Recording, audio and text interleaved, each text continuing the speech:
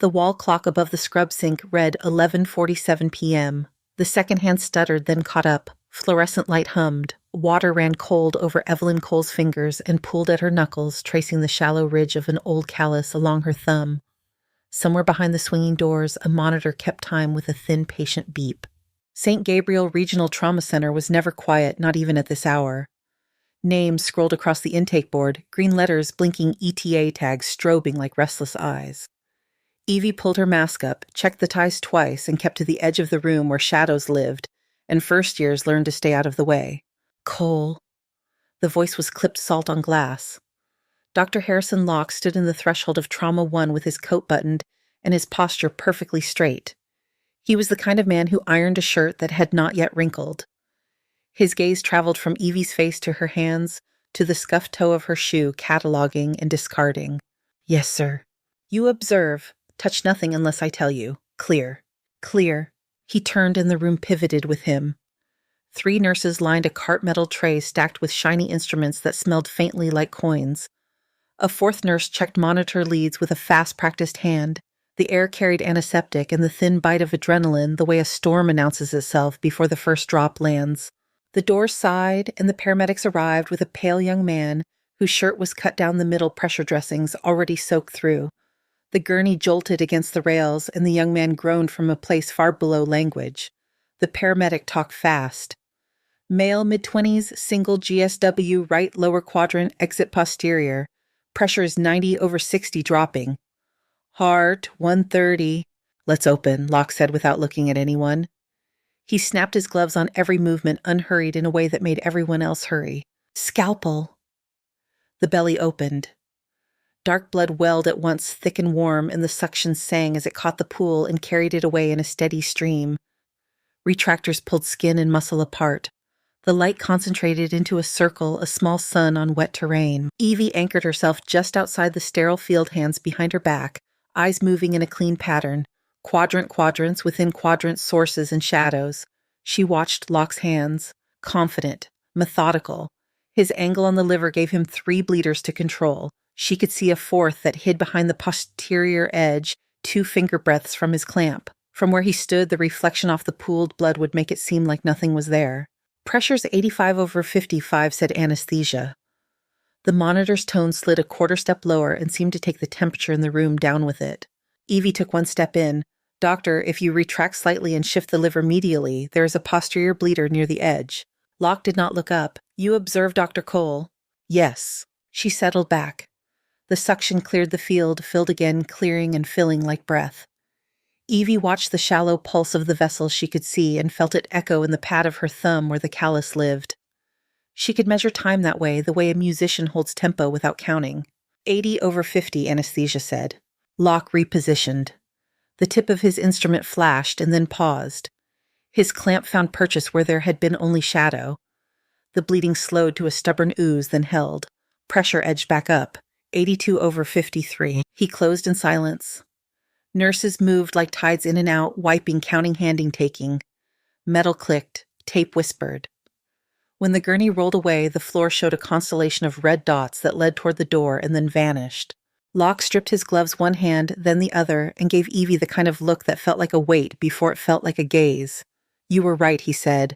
Do not contradict me in my OR again. Clear, clear. He left without waiting for a reply. The doors closed behind him with the soft sound of a secret. The resident lounge was a box with a couch that had seen too much coffee and not enough sleep. At the sink, Evie washed her hands again as if the water might decide to tell her something new. The stream hissed against steel. In her pocket, something shifted. The edge of a cool disc peeked up, then slipped. A chain flashed and a silver dog tag slid free, clinked against porcelain, and skittered toward the drain.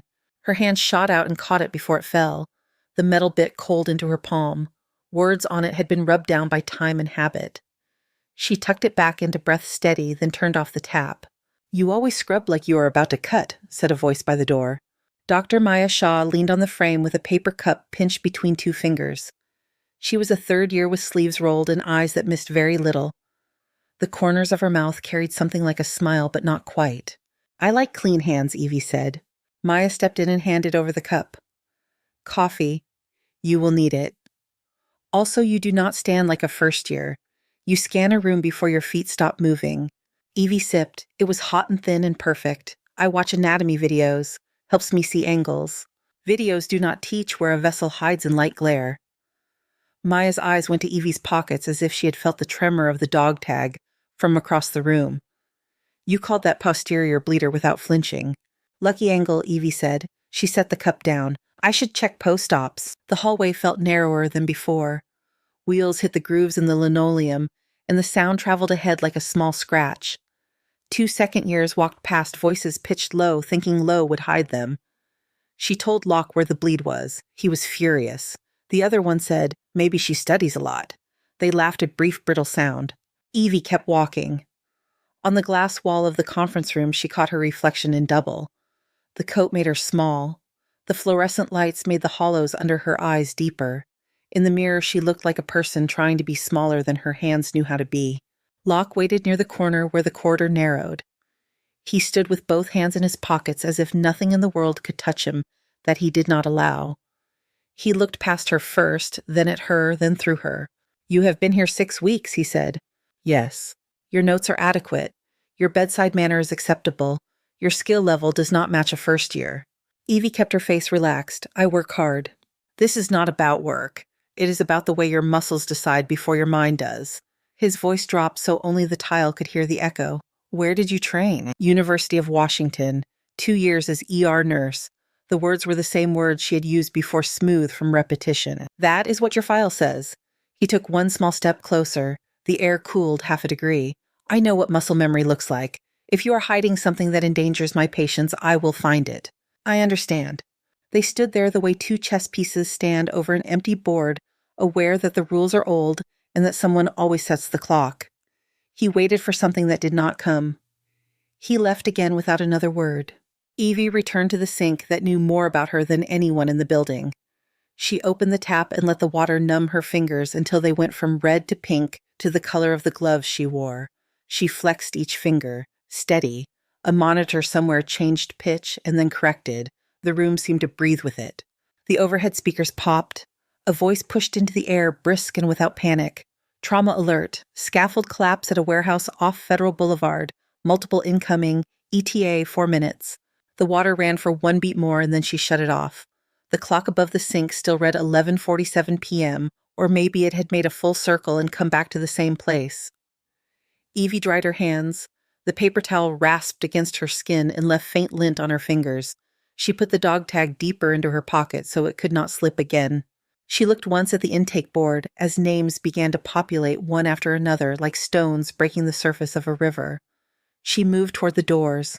The monitors in trauma hummed a steady rhythm. Her sneakers made no sound. The automatic doors opened with a hiss, and a gust of cold night air followed the first gurney in. Rain still clung to the wheels of the first gurney. Boots squeaked. Someone tracked concrete dust across the blue tile. The paramedics' radio hissed as he called out details. Warehouse on Federal, scaffold collapse, 2 trapped, 1 extricated with compromised airway, 1 with an open tibia and probable pelvic fracture. Dr. Luis Alvarez slid into place at the head of the bed and took the laryngoscope like he had been born with it. Evie kept to the side eyes, reading the patient in pieces. Lips gray at the edges. Neck veins full. The right hemithorax rose shallow and late.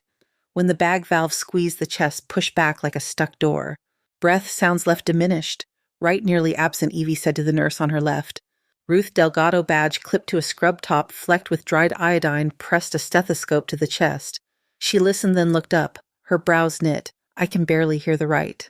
Pressure is dropping, said anesthesia. 87/54. Alvarez focused on the airway.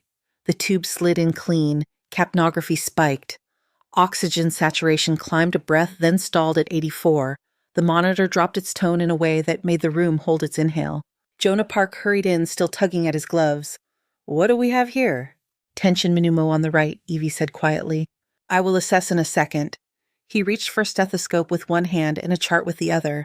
He does not have a second. Evie was already reaching for the tray. Betadine. Ruth moved without waiting for an order. She slapped the brown bottle into Evie's palm. Evie flooded the right chest wall and drew a quick map with her finger. 5th intercostal space at the mid-axillary line. She felt the notch of the rib like a landmark she had visited too many times. Scalpel. The blade met skin, imparting muscle with a crisp sound that got under the noise of the room. 2 centimeters, no more, no less. The suction waited, but there was no blood to catch yet.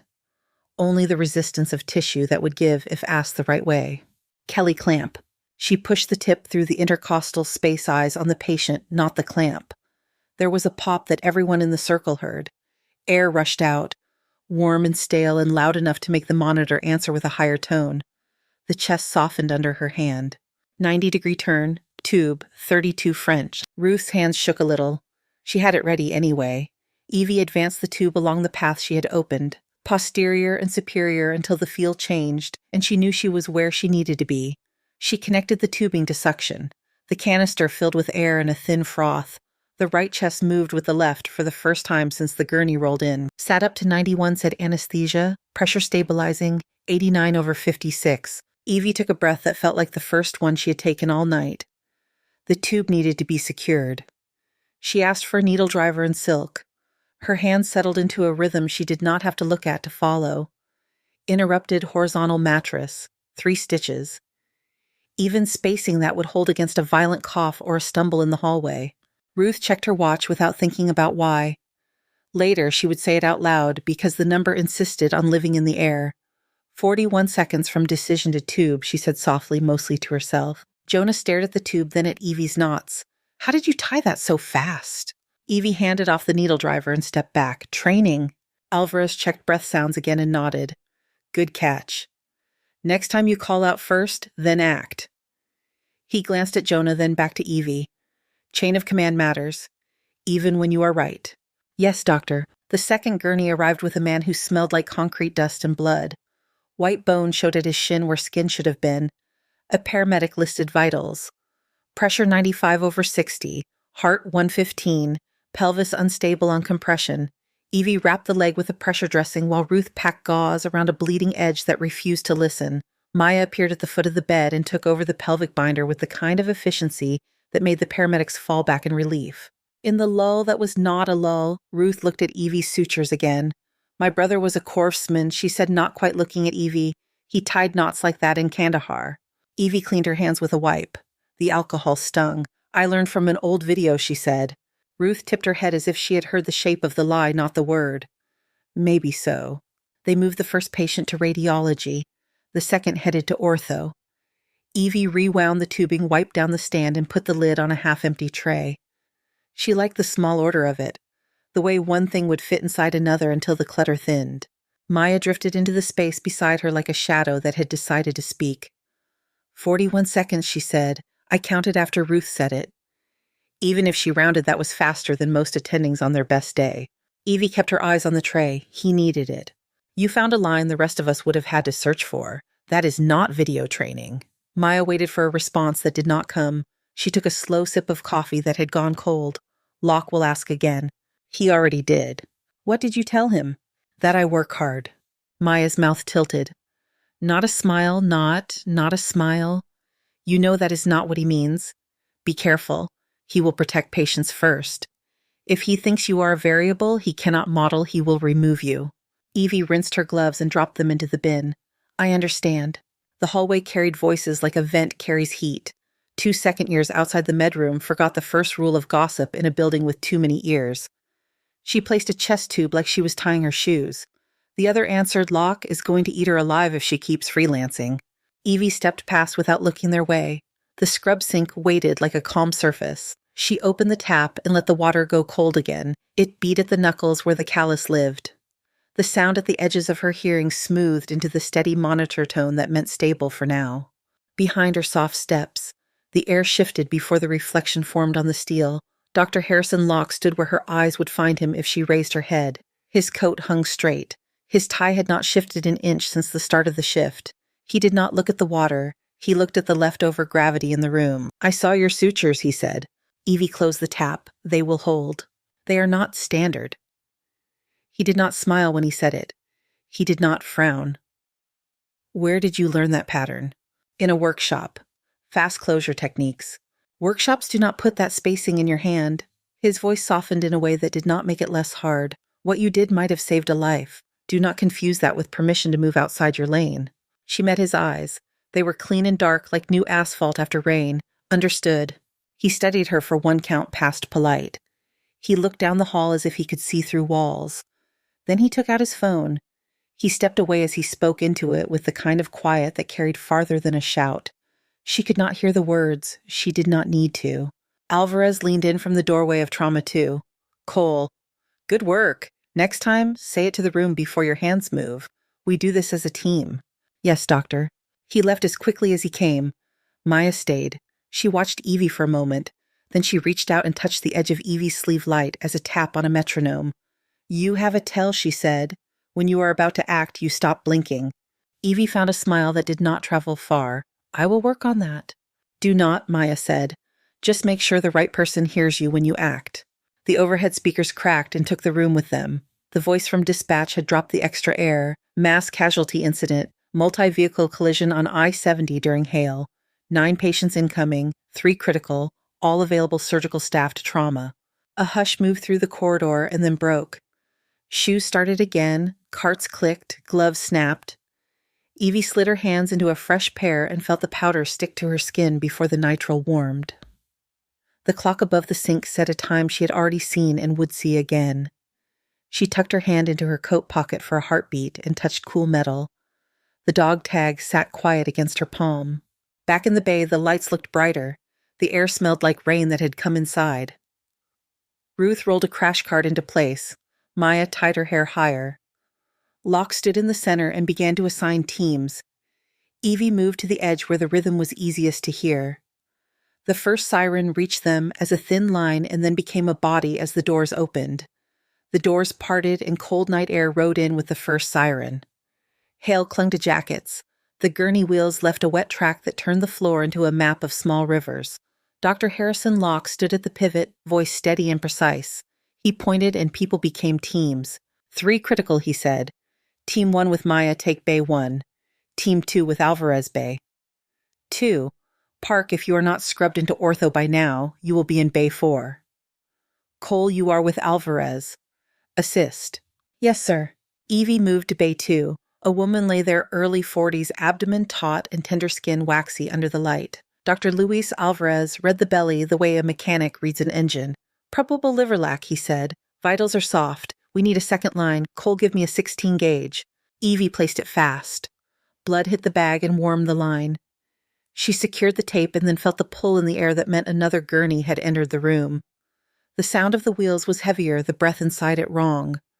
She lifted her eyes. A young man rolled past the open door of Bay 2 with a length of steel rebar thrust in through his right chest. The metal was rust-colored and wet. His lips had gone the gray of used rainwater. His neck veins swelled with each shallow breath. The monitor clipped to the gurney showed a pressure that was sliding and a heart that was running out of road. Who is on that? Alvarez said. Ruth Delgado answered from the hall. Martinez is in surgery. Park is scrubbed into ortho. No attending free. Evie felt the temperature shift around her skin.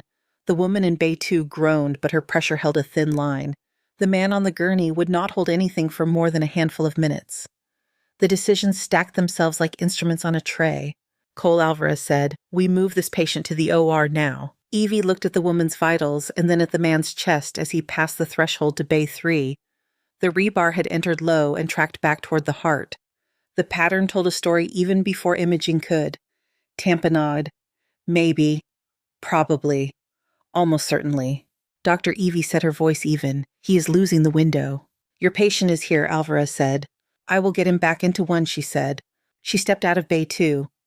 Bay 3, she called. I need a thoracotomy tray. Rib spreaders. Internal paddles on standby. 4 units of O negative. Now. People looked at Locke. Locke was in Bay 1 with Maya. He did not look up. Ruth did not wait for him to. You heard her, she said. Move. They moved. The gurney locked into the bed with a click. Evie snapped on a fresh pair of gloves and felt the powder on her skin turn slick. She felt for the pulse in the neck. Thready. She looked at the pupils. Reactive but slow. She looked at the chest. The rebar held the right lung fixed like a tent pole. On the left there was a movement, but not enough. She looked at the face. A thin scar rode the arch of the left eyebrow clean and pale. It had been closed by a steady hand a long time ago. Evie's stomach tightened once hard. The room went a shade quieter. Sand in the wind, rotor wash, a young medic holding his breath while he learned to pack a wound in a tent that shook. She closed the door on the picture and returned to the room she was in. "Name," she said. Ortiz, the paramedic, answered. "Daniel, 29. Found under the collapsed frame. Rebar through the chest. Pressure is 68/42. Scalpel." Ruth placed it in her palm. Evie painted the chest with betadine. The color looked like a bruise spreading. She set her left hand along the ribs and found the 5th intercostal space. She cut from the sternum toward the axilla in one clean line. Muscle parted. The smell shifted. Warm iron and old pennies. Rib spreader. Metal teeth met bone. The crank turned. The chest opened with a sound too close to wood breaking to feel like a body. The lung lifted and fell like a trapped animal. The pericardium swelled dark and tight. The heart inside it looked like a fist clenched too hard for too long. "Pick up and scissors." She lifted the pericardium and cut a small window. Blood surged out in a slow, heavy pour and filled the cavity. It was dark and thick and patient. The monitor answered with a higher tone as the heart pushed against less weight and found room to move. Pressure ticked up a little, 72/48. Evie slipped 2 fingers under the pericardium and felt the surface of the heart. Warm, slick, alive. The beat tugged at her fingertips. There was a place on the right ventricle where the wall leaked with each contraction a small spurt that looked harmless until a minute later when it would not be. 3-O-proline and a pledget, she said. Small needle. Ruth had it ready before the sentence finished. Evie laid the pledget across the wound and placed the first stitch. The needle found purchase and came back through precise and shallow. She tied the knot without looking at the knot.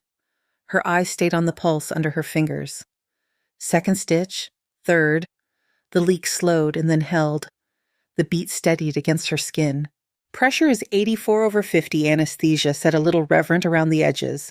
Evie drew a breath and felt the air in it. She looked up to find Ruth's eyes on her. Ruth's voice was a whisper meant for both of them. "You have done this before." "Enough," Evie said. A shadow filled the doorway and did not move. Dr. Harrison Locke stood at the edge of the room with his arms still the way someone stands when that is the only way to keep from reaching in. He looked at the open chest and then at Evie's hands inside it. His face gave nothing away. His eyes gave everything away. "Stabilize the rebar before removal," Evie said. "Sandbag on the shaft. Do not let it shift." Ruth placed a bag against the metal and taped it to the skin with long strips that crossed like a net. The monitor tone found a rhythm that felt human again.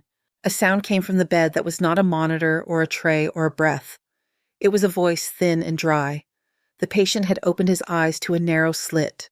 "Evie," he said. "Captain Cole." The room went still. Ruth's head turned slight just enough to meet Evie's gaze. The words sat in the air between them and made a shape. "Daniel," Evie said, voice low. "Do not move. Breathe slow." "You taught me to pack under fire," he said, lips barely moving. "Outpost Falcon. Save your breath." "They said you were gone," he said. "Helicopter crash." "That was not me." His eyes closed again. The sedative did its work. The monitors held. The heartbeat under her fingers knocked on her skin like a person reassured. Locke stepped in without a sound. He looked at the beads of betadine on the drape and the way Evie's pledget sat flush against the myocardium. He looked at the knots that made a small ladder over muscle that could not be touched the same way twice. He said nothing. He did not need to. The overhead spoke into the room. "Bay 1, patient arrest." Ruth looked to Locke. Locke looked at the heart that had found a steady line and then at the door. "Close and secure," he said to Evie. "Then follow." Evie placed a drain and set 2 more sutures to anchor the window. She set the rib spreader to reverse and let the chest close the way a book closes, careful not to pinch anything that would shout later. She tied the skin and left a space they could reopen if they had to. She taped the sandbag again for good measure. "Move him to OR, Locke said. "Ortho will help stabilize the rebar for removal. Ruth ride with him." Ruth nodded. "Yes, doctor." Evie peeled off her gloves and reached for a new pair on the run. The hallway was a narrow river of motion. Bay 1 was already crowded. A middle-aged woman lay open with her sternum cracked and spread. The nurse at the head of the table had both hands inside the chest performing internal compressions. Her arms shook with the effort. "How long down?" Locke said. 4 minutes total, Maya answered. Blunt chest trauma, lost pulse on transfer. Charge to 20, Locke said. Clear. Evie took the position at the chest and replaced the nurse's hands. The heart under her palm felt heavy and slow. She pressed and released in a rhythm that matched the cadence in her head. 1, 2, 3, 4. 1, 2, 3, 4. The monitor spat out a flat line that argued with the movement. Shock, Locke said. The paddles touched, the body jumped and settled, the line did not change. Evie resumed compressions. The heart felt cooler now. The skin had gone pale in a way that looks like the color was not coming back. 30, Locke said. Clear. Shock, nothing. 40, he said. Evie kept the rhythm. Her shoulders burned. Sweat collected under her gown and ran down to her elbows. She watched the pupils. They were wide and glassy. She looked at the clock because someone had to. 6 minutes. The room carried a silence that you can hear even when everyone is working. Epinephrine, Locke said. Dr. Evie said. Her voice held the same tone she had used in Bay 3 and in other rooms and other lives. She is gone. We have not tried vasopressin. She has been down 6 minutes with blunt chest trauma, no activity, fixed pupils. Evie let the rhythm slow by a fraction and then stopped her hands. We have 2 other patients in critical status who still have a window. The words made a cold space in the room. Maya's eyes lifted to Evie's face. The nurse with the tired arms leaned back as if the table had shifted. Locke stood very still. He looked at the chest and then at the monitor as if one of them might offer a different answer. You are calling it, he said. Yes. The pause held for one more breath than was comfortable. Locke set the paddles down with care. Time of death, 22:23. The words softened the edges in the room. People moved again. They covered the chest. They turned off the elements that did not need to be on anymore. Maya touched Evie's forearm once quick. No more was needed. Locke stepped out first. The corridor was bright and cold after the heat of the bay. He stopped at the small room nurses use for charting when they did not want to sit. He held the door with 2 fingers. Evie went in. The fluorescent light hummed like it had a secret to keep. He closed the door and stood across from her. He kept his hands in his pockets. It made him look like he was not bracing for impact, even if he was. Who are you? He said. Evie reached into her pocket and brought out the dog tag. The chain slid like water. The metal hit the stainless steel counter with a clean, dry ring. The letters were worn. The sound stayed in the room. The dog tag rang, once against the steel, and went still. Locke's eyes tracked the stamped letters, then climbed to her face. Captain, he said, not a question. Former, Evie said. Joint surgical team. He nodded once like a door closing. You saved Ortiz. You called a time of death I would not have called as fast. Both will be written. Both are true. He lifted the tag with one finger and let it fall back. At 8 a.m. you will meet Dr. Elaine Ward. Bring the truth. He left the room as if the air were a corridor he could move through without touching. Evie pocketed the tag. The hum of the light pressed close. The monitor in the hall found a steady line and held it. Morning arrived in a thin strip of gray through the narrow office window. Dr. Ward sat behind a desk that gleamed under a small lamp. Her hair was pulled back. Her expression belonged to someone who had signed too many forms and not enough of them had changed anything. Dr. Cole, she said, sit. Evie sat, her hands stayed on her knees. Your performance last night is documented by 3 attendings, 2 charge nurses and half the paramedics in Denver, Ward said. Your file says you are a first year with an ER tech background. Your hands say otherwise. I have 2 options for you. Termination for misrepresentation and protocol violations, or a condensed path that reflects your actual skill with guardrails to keep this institution safe. Before I consider the second, I need to know what I'm hiring. Evie looked at the polished edge of the desk. She saw her face doubled in the wood. She let out one breath the way divers do when they go under and know the water will close over their heads. Cara Ridge, she said. Convoy ambushed. We were 4 kilometers from Outpost Falcon. 11 wounded in minutes. No cover worth counting. Dust in the teeth. Heat like a stove left on. I called medevac. 17 times. Denied. Too hot, they said. I cut in the back of a transport truck while the world shook. 16 hours. 11 lived. 4 did not. One was Lieutenant Naomi Brooks. Ward listened with the stillness of a listener who knows that silence is part of the work. Why did you leave the service? I could not enter a room without seeing the ones I could not keep. Evie's mouth went dry. She swallowed. I stopped trusting my own decisions. I ran. Ward opened a drawer and took out a single page. Your service record is sealed at points that matter. If I'm to consider you for anything other than termination, I need access. Authorization here. You may refuse. If you do, we are done. The paper slid across the desk. The pen followed balanced exactly along the line where names go. The fluorescent hum seemed to step nearer. Evie looked at the line. She thought of a tent lit from within like a lantern.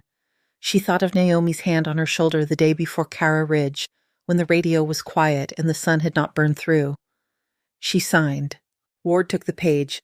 I will call when I have answers, she said. Go home. Or stay near. Your choice. Evie walked to the scrub sink and turned the tap. Water ran over her knuckles and took the smell of betadine with it. She watched drops collect at the corner of her wrist bone and fall in a pattern that calmed something behind her ribs. The clock above the sink read a time that came back like a tide. She turned the tap off. 2 days later, the phone rang before noon. Ward's assistant asked her to come. The office was the same shape of light. Another chair was occupied. A man stood when she entered. He had a soldier's spine and a civilian jacket. His hair had gone gray at the edges without asking permission. Colonel Thomas Whitaker, he said, retired. Former chief of surgery, Landstuhl, board member here. Evie nodded. Sir. He took his seat and set a folder on his knee. Ward folded her hands on the desk. I reviewed the sealed report from Cara Ridge, Whitaker said. I also reviewed 3 additional incidents linked to the same command. Delayed medevac requests, denials to avoid footage of helicopters under fire. Your testimony initiated the investigation that revealed a pattern.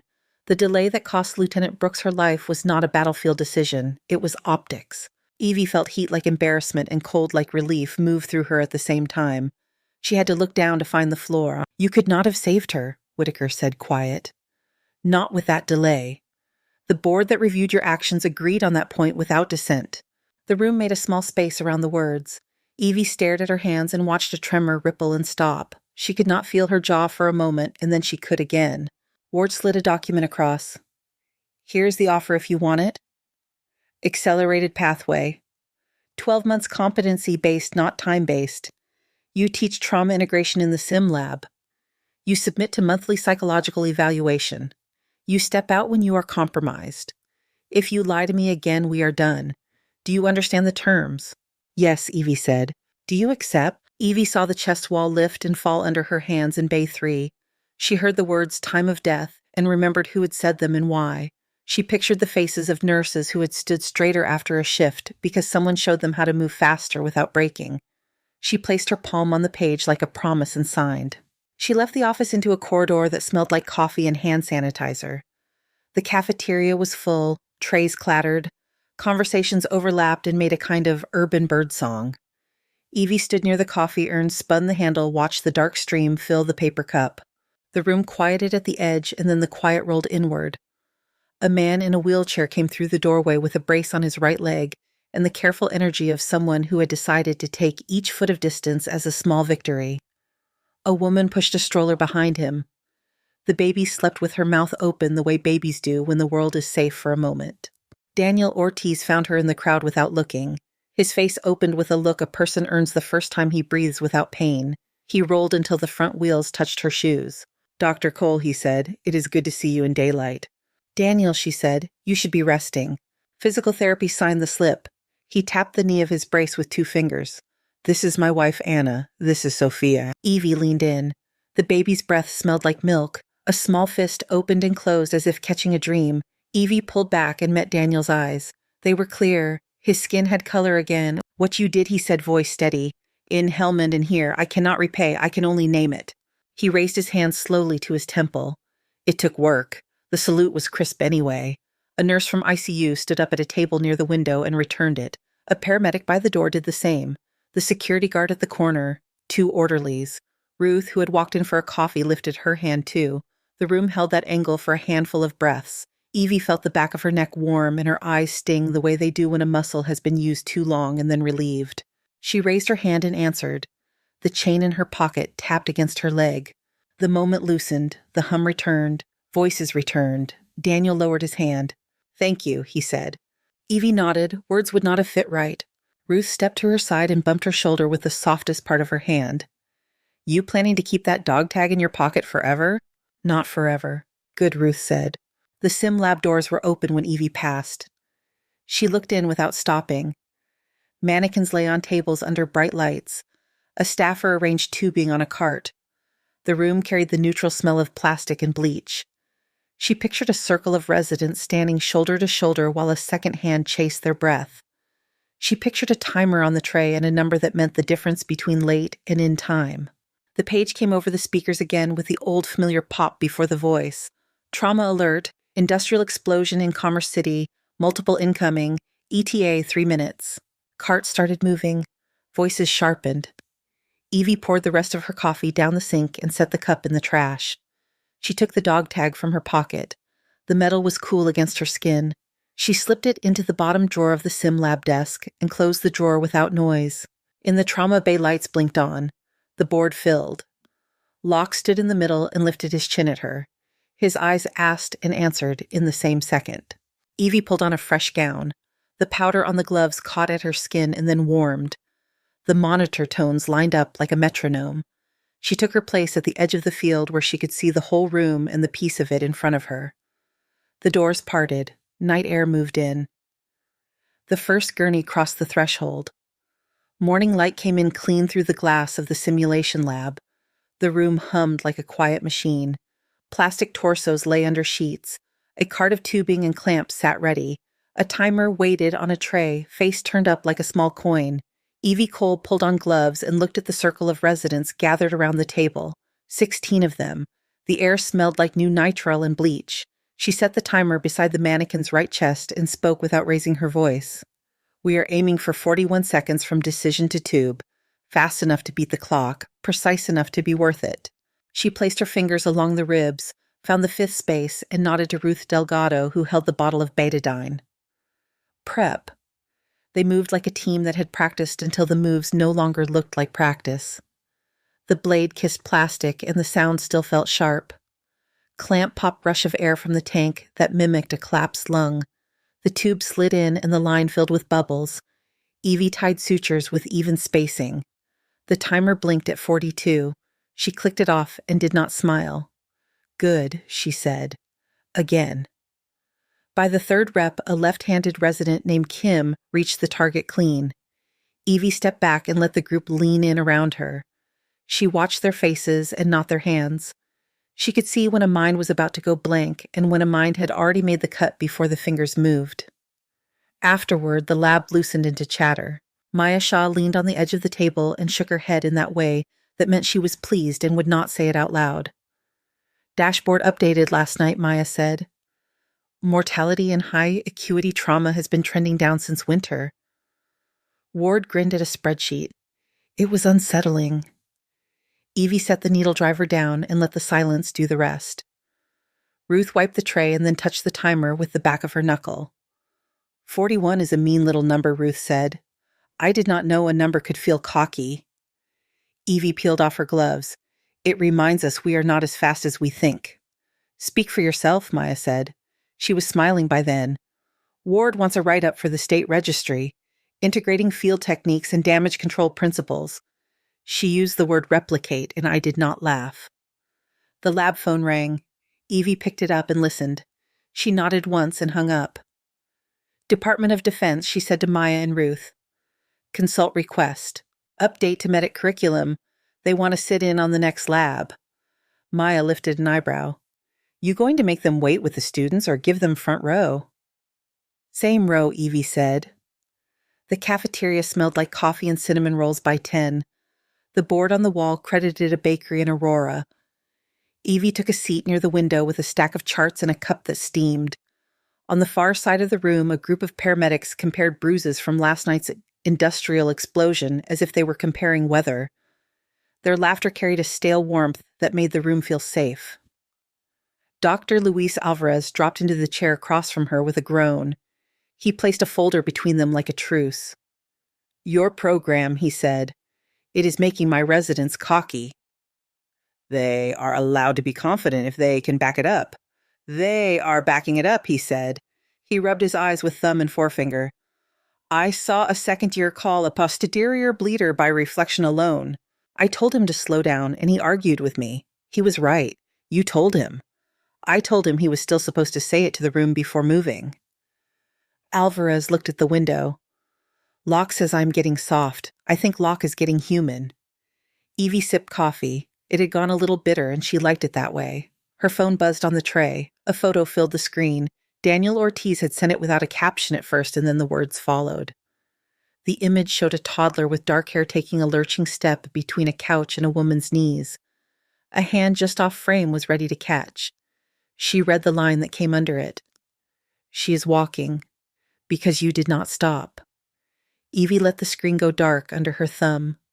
She felt the small weight of the drawer key in her pocket, even though the dog tag itself was not there. The drawer in the sim lab held it.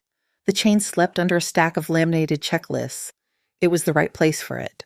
In spring, the city sent a soft wind across the plaza in front of the convention center, and the banner above the glass doors read National Trauma Symposium in red and white.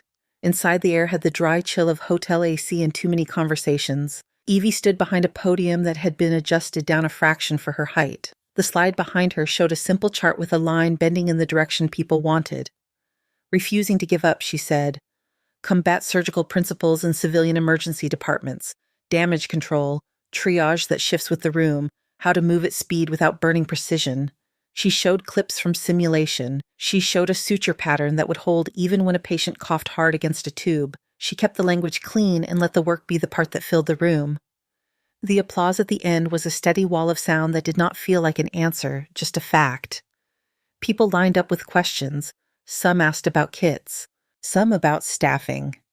Some just said thank you in a way that made their voices slow. When the line thinned, a young woman in a navy blazer waited at the edge. She did not speak until the empty space around them felt private. I am an intern, she said, voice careful. University Hospital, I am prior Air Force. I have been leaving that line off. I thought it would make people see me as less of a physician. Evie looked at her face and saw the work it took to say each word. Does it make you less of a physician? No. Then stop leaving it off, Evie said. She kept her tone light. Put it back on and let them ask you what you know that they do not. The intern nodded and pushed air out in a way that reminded Evie of the moment a chest tube starts drawing. Thank you, she said. I did not know if I belonged. You belong where you stand, Evie said. Take the hardest corner of the room and make it yours. The intern smiled small and real. She stepped aside and Evie packed up the laptop and the cable and the clicker that never clicked at the right time. She stepped out into sun and found that the sound in her head had changed. The metronome had softened. It still kept time. It did not drive. Back at St. Gabriel, the afternoon had a slow thrum to it.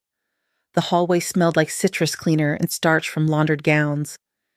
Evie walked past the sim lab and paused with her fingers on the drawer pull. She opened it a few inches and saw the silver disc nested where she left it. The chain had settled into a loose circle. She closed the drawer softly and turned toward the scrub sink. Water ran. It broke over her knuckles and fell clean into the basin. The sound carried up into the bones of her wrists and eased out the places that held tension without telling her. She turned off the tap and used one paper towel. The clock on the wall held steady at 11:47 because a second hand can be on the move and still look like it is standing still if you catch it at the right moment. The overhead speakers clicked. The voice spoke with no extra words. Trauma alert. MVC on Spear. 2 incoming. 1 critical. Carts moved. Doors opened. The air shifted the way it does when velocity enters a room. Evie pulled on gloves, felt the powder catch, then melt with skin heat. She stepped into place at the edge of the field where she could see the arc and the point. Monitors brought their tones into a single line. The automatic doors sighed. Night air came in around the tires. The first gurney crossed the threshold and brought the work with it. Thank you so much for listening to today's story. If this story resonated with you or made you reflect, I'd love to hear your thoughts, so feel free to share them in the comments below. And don't forget to like, subscribe, and hit the notification bell so you won't miss the next story.